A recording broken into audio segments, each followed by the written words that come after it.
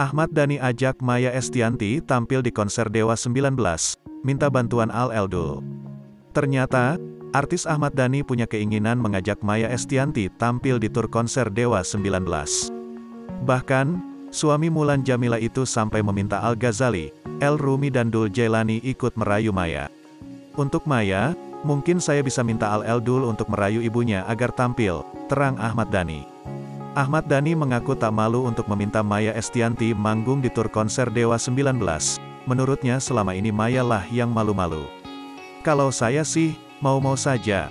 Hanya kan beliaunya yang agak malu, tutur Dhani. Kalau saya, enggak pernah malu, lanjutnya sembari tertawa. Ahmad Dhani paham bahwa Maya Estianty berupaya menjaga perasaan suaminya.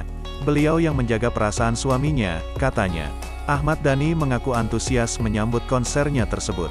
Ini memperingati umur saya yang menginjak 51 tahun.